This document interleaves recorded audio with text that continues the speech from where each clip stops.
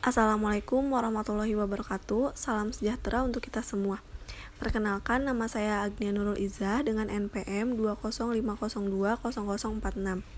Saya dari kelompok 6 mata kuliah Profesi Pendidikan. Peran saya di sini sebagai perancang data sekunder. Sebelum saya memaparkan hasil kerja kelompok, saya akan memaparkan hasil kerja individu. Di era new normal kini, kita dihadapkan pada situasi baru, di mana segala sesuatu berlangsung secara virtual, tidak terkecuali dalam proses belajar mengajar. Dalam dunia pendidikan, bukan hanya siswa yang terkena dampak, tapi juga guru ikut mendapat imbas, tidak terkecuali guru bimbingan belajar. Guru harus mampu berinovasi agar dapat beradaptasi di era new normal kini. Menurut Sulih Luki Pirgianti pada tahun 2021, di dalam penelitiannya mengemukakan bahwa terdapat alternatif lain agar pembelajaran tetap efektif, yaitu dengan memasukkan peserta didik dalam bimbingan belajar di luar sekolah. Selain itu, dilansir dari klikanggaran.com bahwa guru bimbel mengajar di tempat belajar yang lebih sedikit siswanya, lebih fleksibel waktunya, lebih singkat durasinya, dan lebih kecil ruangannya. Alhasil, pembelajaran pun disesuaikan, tidak sama dengan pembelajaran di sekolah. Artinya, data sekunder ini cukup menjadi data yang kuat bahwa peran guru bimbel sama halnya dengan peran guru seperti biasanya. Namun, di era new normal kini akan lebih efektif jika guru bimbel membantu proses pembelajaran selama study from home. Karena guru bimbel bahwasannya tidak hanya membantu anak-anak dalam mata pelajaran saja, melainkan juga menanamkan nilai-nilai moral, agama, kebiasaan yang baik, serta positif dalam bimbingan belajar. Selanjutnya, saya akan memaparkan hasil kerja kelompok. Terdapat 7 komponen dalam kerja kelompok ini. Komponen pertama yaitu latar belakang masalah. Latar belakang masalah berisikan 5 paragraf yang terdiri dari pandangan umum, landasan normatif, landasan empirik, jurnal, juga variabel. Komponen kedua ada rumusan masalah yang terdiri dari faktor penyebab dan solusinya. Komponen ketiga hasil penelitiannya. Hasil penelitian berdasarkan pada rumusan masalah atau menjawab rumusan masalah, yaitu faktor penyebab dan solusi. Tetapi dalam komponen ini harus menurut 3 sumber, yaitu buku, jurnal, dan narasumber. Selanjutnya ada komponen 4, yaitu yang berisi pembahasan. Pembahasan yaitu membahas mengenai hasil yang bersumber dari 3 sumber yang diolah dan dijadikan pendapat kelompok. Komponen 5 yaitu kesimpulan, komponen 6 saran, dan komponen 7 daftar pustaka. Bimbingan belajar merupakan suatu bentuk kesadaran yang menurut Husserl disebut dengan istilah normal atau objek intensional. Bimbingan belajar memiliki kaitan erat dengan komunikasi, di mana komunikasi ini dibangun dalam bimbingan belajar yang memiliki pemahaman untuk menyamakan persepsi antara pengajar dengan peserta didik, dengan harapan proses pembelajaran yang dilakukan dapat dicapai secara maksimal. Namun di era new normal ini, pesan yang disampaikan oleh pengajar kepada peserta didik dalam rangka mentransfer pengetahuan tidak dapat dilaksanakan secara langsung. Berdasarkan kebijakan pemerintah dalam menghentikan penyebaran pandemi COVID-19, yaitu dengan memberlakukan pembelajaran daring. Dengan adanya transformasi yang berlangsung secara cepat dan dalam skala yang cukup besar, ikut memberikan imbas pada dunia pendidikan, tidak terkecuali pada guru bimbel. Berdasarkan pada Undang-Undang 1945 Alinea keempat, Undang-Undang Nomor 14 2005 tentang Guru dan Dosen, Permendikbud Nomor 21 Tahun 2016 tentang Standar Isi Pendidikan, Permendikbud Nomor 22 Tahun 2016 tentang Standar Proses Pendidikan, Permendikbud Nomor 23 Tahun 2016 tentang Standar Penilaian, Surat Edaran Nomor 14 Tahun 2019 tentang penyederhanaan rencana pelaksanaan pembelajaran ikut melandasi peran guru bimbel di masa new normal ini. Lantas, bagaimana bimbingan belajar itu dapat dilaksanakan?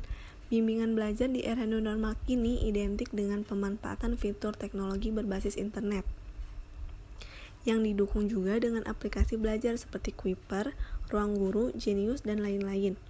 Menteri Pendidikan dan Kebudayaan Republik Indonesia Nadiem Anwar Makarim merespon dengan adanya kebijakan belajar dari rumah melalui pembelajaran daring. interaksi guru dan siswa dalam proses pembelajaran sangat penting untuk mengetahui kemajuan proses belajar siswa.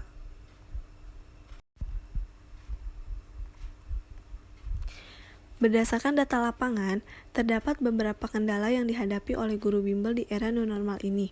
Di antaranya, konten materi yang disampaikan secara daring belum tentu dapat dipahami oleh semua peserta didik. Selain itu, kemampuan guru yang terbatas dalam menggunakan teknologi dianggap menjadi keterbatasan guru dalam melakukan kontrol saat keberlangsungan pembelajaran secara daring.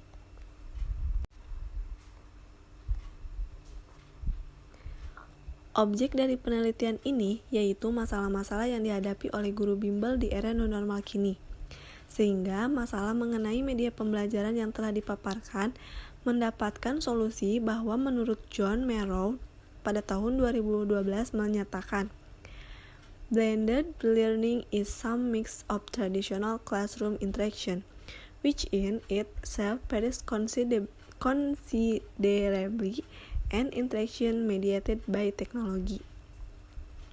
Dengan kata lain, pembelajaran campuran atau blended learning merupakan perpaduan pembelajaran kelas tradisional dengan pembelajaran berbasis teknologi modern. Ini menjadi solusi dari masalah yang dihadapi oleh guru bimbel di era new normal kini. Sehingga dari variabel-variabel tersebut ditarik judul bertransformasi pada pembelajaran digital di era new normal. Konten materi, kemampuan guru, serta keterbatasan guru menjadi masalah utama dari kajian kali ini. Sedangkan, solusi-solusi yang didapatkan yaitu untuk mengatasi masalah tersebut diantaranya guru dapat menyiapkan materi pembelajaran semenarik mungkin. Guru harus mampu menguasai ilmu teknologi seperti yang disampaikan oleh Puspitasari dalam Kemendikbud pada tahun 2020. Sedikit demi sedikit, guru harus meningkatkan kompetensi IT-nya. Antara lain dengan mengikuti workshop terkait bertanya kepada guru-guru lain yang mempunyai kemampuan lebih di bidang IT. Solusi ini pun ditawarkan oleh Nur Sabani Islamiyah Anwar tahun 2020 dalam bukunya yang berjudul Perjuangan dan Harapan di Masa Pandemi. Selain itu, ia juga menyebutkan bahwa berdasarkan pengalaman mengajar secara daring, sistem ini hanya efektif untuk memberi penugasan dan kuis. Selain itu, beberapa narasumber yang ikut diwawancarai mengenai guru bimbel di era new normal yang berfokus pada transformasi pada pembelajaran digital di era new normal memberikan keterangan bahwa sistem pembelajaran daring merupakan sistem pembelajaran tanpa tatap muka secara langsung antara guru dan siswa tetapi dilakukan secara online yang menggunakan jaringan internet.